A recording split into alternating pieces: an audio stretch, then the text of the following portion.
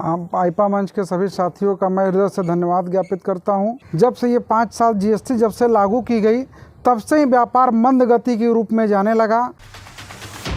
नमस्कार, आईपा मंच में आप सभी का फिर से एक बार स्वागत है। आईपा यानी all India progressive politics association जिस प्रकार से विकासशील राजनीति समेत क्षेत्र में समस्या और उसकी विकास को बात करने वाला मात्र एकमात्र मंच आईपा मंच। ऐसे में हम आज मौजूद हैं सोनभद्र जिले के शक्तिनगर थाना अंतर्गत पीडब्ल्यूडी मोड़ पर, जहां पर बाजार है और उसके व्यापार मंडल के अध्यक्ष हमारे साथ आज मौजूद होंगे और उनसे हम चर्चा करेंगे कि आखिरकार व्यापार जिस तरीके से 2 साल तक कोरोना काल था, किस तरीके से व्यापार पे प्रभाव पड़ा, साथ ही साथ जिस तरीके से व्यापार में अभी किस तरीके का समस्या देखी जा रही है, किस तरीके की उछाल देखी जा रही है, इन सब चीज़ों पे बात करेंगे। हमारे साथ मौजूद हैं अयोध्या प्रसाद गुप्ता जी।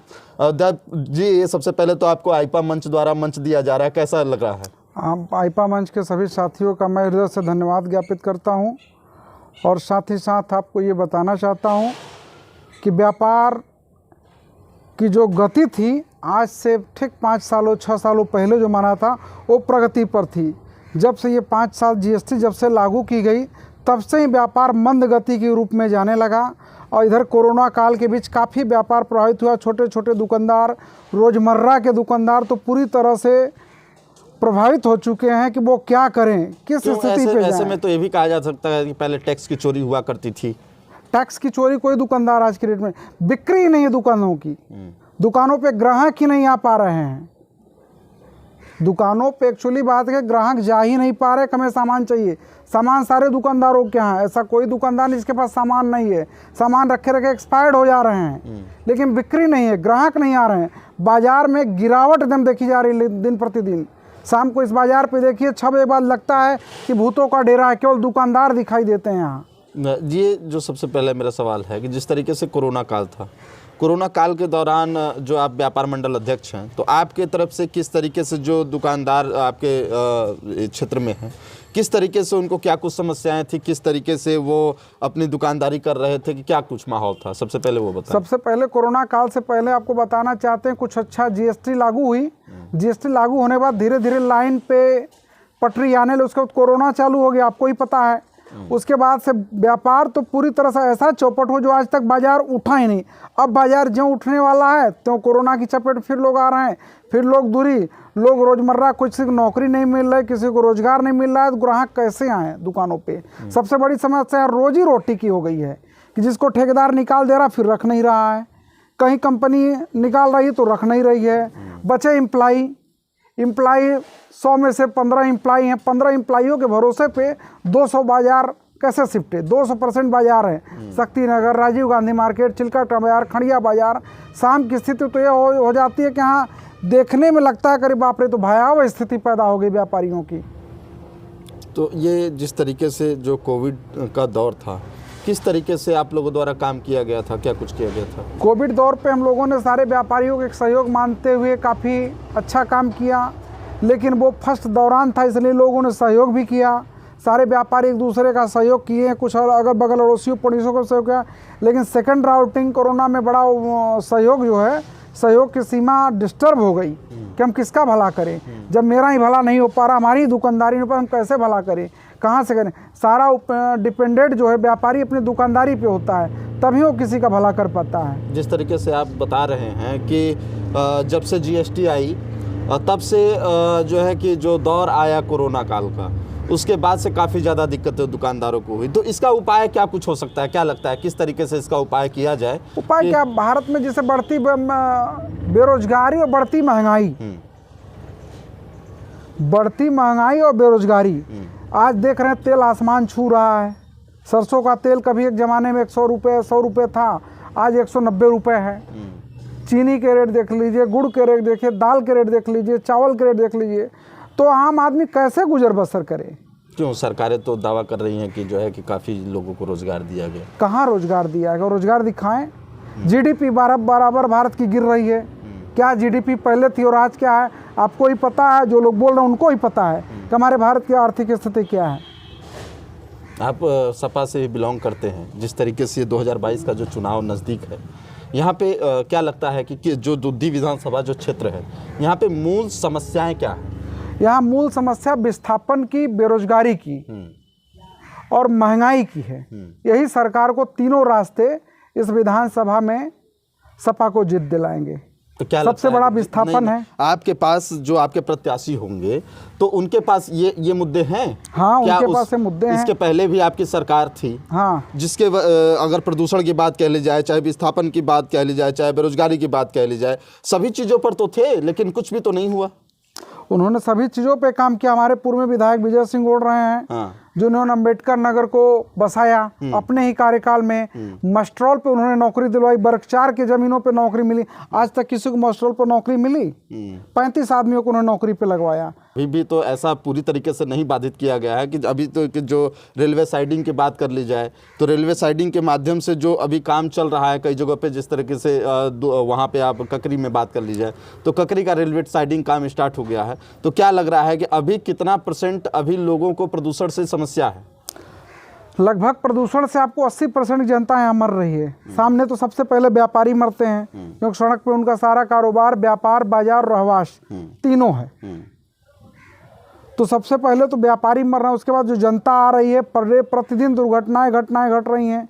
ये किसी से छुपे, न प्रशासन छुपे, न राजनीतिक व्यक्तियों से, न व्यापारियों से। पर डे ऐसा कोई दिन नहीं होता जिस शक्तिनगर से अनपरा के मोड़ तक कोई घटना ना घटे। पर डे की रूटिंग बन गई है, कोई ना कोई घटना, दुर्घटना। तो किलर रोड के नाम से भी, किलर रोड के नाम से शक्तिनगर अनपरा रोड को जाना ही जाता है। ऐसा कोई दिन हो तो आप बताएं। और इसके अलावा क्या कुछ, जिस तरीके से 22 का चुनाव देखा जा रहा है और कोविड का भी समय, 22 के चुनाव में बिल्कुल बदलाव होगा। शिक्षा, चिकित्सा, बढ़ती महंगाई, बेरोजगारी, रोजगार जैसे अहम मुद्दे हैं जिसको लेकर हम जनता के पास जाएंगे। जनता बिल्कुल उब चुकी है, जनता बदलाव चाहती है। जनता किसी के झुंझुने और झूठे वादों पे नहीं आने वाली है। ये यूपी की जनता है। सोनभद्र जिला 4 राज्यों से घिरा हुआ जिला है और सबसे बड़ी मुख्य बात ये भी देखा जाता है कि यहाँ पर राजस्व के मामले में दूसरा जिला माना जाता है उत्तर प्रदेश के सोनभद्र जिले को। तो ऐसे में ये सबसे बड़ा विषय ये देखा जा रहा है कि यहाँ पर मूलभूत जिसको सुविधाएं कह ली जाए, जैसे सोनभद्र को अगर देख लिया जाए तो ये बड़े पैमाने पर एक तरीके से राजस्व देने वाला, और यहाँ पे बिजली कंपनियाँ बिजली उत्पादन करती हैं और तमाम जिस तरह से कोयले की अगर बात कर ली जाए तो इसको काला हीरा भी कहा जाता है। तो ऐसे में क्या लगता है कि आखिरकार यहाँ पर जो प्रदूषण है, प्रदूषण के साथ साथ यहाँ पर जिस तरीके से शिक्षा की व्यवस्था की बात कर ली जाए, चाहे चिकित्सा की बात कर ली जाए, कोई भी सुविधा नहीं मौजूद है। आपको ये बताना चाहते हैं, सोनभद्र को प्रदेश नहीं देश का दूसरा नंबर टैक्स जिला माना जाता है। सबसे राजस्व अधिक देने वाला सोनभद्र जिला, तब पर भी यहाँ अति पिछड़ापन है। क्योंकि यहाँ जिम्मेदार अधिकारी जो हैं, जिम्मेदार पदाधिकारी जो हैं, वो जनता के बीच जाके काम नहीं करना चाहते हैं, केवल कागजों पे कोरम पूरा करते हैं। सोनभद्र का पैसा केवल कागजों पे बहाया जा रहा है। कागजों पे दिख रहा है कि यहाँ सड़कें बना दी गई, हॉस्पिटल बना दिया गया। सपा की सरकार में आपको पता होगा इंजीनियरिंग कॉलेज बन गया था। अब आज भाजपा की सरकार में जाके उसका रिबन काट रहे हैं, जबकि वो कॉलेज उसी से बन गया था। गोरावल में कॉलेज बना, आपके दुद्धी मोहली में कॉलेज बना। शिक्षा की व्यवस्था सुधर रही थी, काफ़ी सुधर भी गई थी। उसके बाद केवल रिबन काटना है, काम तो होना नहीं इनका। नहीं, इनका जो मुख्य काम था, जिस तरीके से सोनभद्र जिले में पानी की दुर्व्यवस्था थी, पानी की दुर्व्यवस्था पे इन्होंने काम किया था। पानी की व्यवस्था चालू कहाँ हुई अभी तक? नहीं तो इनका जो कॉन्सेप्ट है वो तो बड़ा कॉन्सेप्ट है ना। तो 2024 तक ये कंप्लीट होने का वादा है। 2024 तक कंप्लीट होने के बाद आप देख रहे हैं जगह जगह गड्ढे खोद दिए गए हैं पानी के लिए। जगह जगह लोग गिर रहे हैं। अभी अम्बेडकर नगर के हाल रोड पे आपने देखा होगा, होंडा साइन एजेंसी बोल में जो गड्ढे खोद दिए गए हैं। कई बार LNT के अधिकारियों से बात हुई तो गड्ढा तो पाटा नहीं गया, गांव के लोगों ने चंदा लगा के उस गड्ढे को पटवाया। सबसे बड़ा जो सवाल है दुद्धी क्षेत्र का, यहाँ पर जो स्थितियाँ देखी जा रही है, दुद्धी क्षेत्र की अगर बात कर ली जाए तो दुद्धी क्षेत्र में सबसे ज़्यादा राजस्व देने के मामले में NTPC समेत NCL भी है। और सबसे मुख्य बात ये देखी जा रही है यहाँ पर कि यहाँ पर सबसे जो मुख्य चीज़ें हैं, जो सुविधाएं मिलनी चाहिए, यहाँ पर सरकारी या प्राइवेट तौर पर कोई भी ऐसा अस्पताल नहीं है जहाँ पर उच्च कोटि की व्यवस्था रहे। और जिस तरीके से चाहे CSR से बात कर ली जाए, चाहे सरकारी विभाग से बात कर ली जाए, यहाँ पर मुख्य जो चीज़ें देखी जाती हैं, यहाँ के लोगों की जो मुख्य समस्या है वो ये भी है कि यहाँ पर स्वास्थ्य की व्यवस्था के मायने में जीरो है। और सबसे मुख्य चीज़ ये है कि यहाँ पर जिस तरीके से शक्तिनगर जो क्षेत्र है, यहाँ पर देखा जाता है कि यहाँ पर लोग बीमार होते हैं तो उन्हें मतलब परियोजना के अस्पताल में अगर भेजा जाता है तो वो बताते हैं कि हमारे पास व्यवस्था नहीं है, और उसके बाद वो नेहरू के लिए रेफ़र कर देते हैं। और नेहरू भी बहुत अच्छा तो नहीं कहा जा सकता है, क्योंकि वहाँ पे भी डॉक्टरों का ये माना जाता है कि डॉक्टर हमेशा ये कह के बता देते हैं कि यहाँ पर क्रिटिकल कंडीशन है, इनको वाराणसी के लिए लेकर जाना पड़ेगा। ऐसे में क्या लगता है कि परियोजनाओं की कितनी लापरवाही है और किसकी लापरवाही की वजह से आखिरकार जो ये देखा जा रहा है कि यहाँ पर जो आबादी है लगभग 50 से 60 हज़ार की जो आबादी है, आखिरकार इनके स्वास्थ्य की व्यवस्था कैसे हो? स्वास्थ्य के बारे में आपको बताना चाहते हैं प्रवीण जी। यहाँ के जो मूल निवासी हैं, सबसे पहले मूल निवासी थे, फिर रहवासी आए, तो इन्होंने ज़मीनें दी। ज़मीनें हमने दी, हमें शिक्षा, रोजगार मूलभूत और चिकित्सा, सड़क, मूलभूत जैसी सुविधाएं हमें प्रॉपर मिलेंगी। लेकिन यहाँ एनटीपीसी और एनसीएल की दोगली नीति से हम उस मूलभूत सुविधाओं से काफ़ी वंचित हो गए।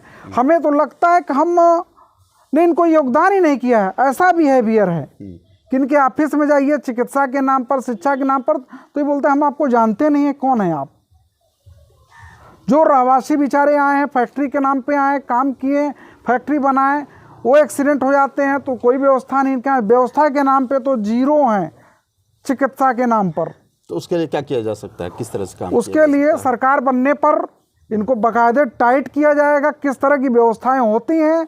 जिस तरह एक बार हमने सरकार में अपने आंदोलन किया था कि सारे हॉस्पिटल चिकित्सालयों का शुल्क 100 की बजाय 200 हुआ था, लास्ट में कारपोरेट निर्णय लिया कि देश के सारे एनटीपीसी के अस्पतालों में 100 रुपये शुल्क किया जाए, बेड के शुल्क आधे किए। सरकार आने पे उसका जवाब दिया जाएगा। इनकी मनमानी रवैया प्रबंधन के नहीं चलने देंगे हम। तो ये थे हमारे साथ अयोध्या प्रसाद गुप्ता जी, जो एक राजनीतिक दल से भी हैं और यहाँ के व्यापार मंडल अध्यक्ष भी हैं। जिस तरीके से यहाँ की जो मूलभूत समस्याएं हैं, यहाँ पर बेरोजगारी समेत क्षेत्र में प्रदूषण और यहाँ पर जो मुख्य चीज़ें, जिस तरह से स्वास्थ्य की बात कर ली जाए, चाहे शिक्षा की बात कर ली जाए, तो यहाँ पर अभी भी उस तरीके की व्यवस्थाएं लोगों को नहीं मिल पा रही हैं, जिसके कारण यहाँ के लोग अभी भी मूलभूत सुविधाओं से वंचित रहने के साथ साथ, जिस तरीके से इनका जो कहना है, अब इसे तो मुद्दा तो नहीं कहा जा सकता, लेकिन इनका जो कहना है कि जब इनकी 2022 में अगर सरकार बनती है तो कहीं ना कहीं इस पे काम करने की बात ये कह रहे हैं। आईपा मंच की लगातार खबरों को देखने के लिए आप चैनल को सब्सक्राइब करें। सोनभद्र से प्रवीण पटेल।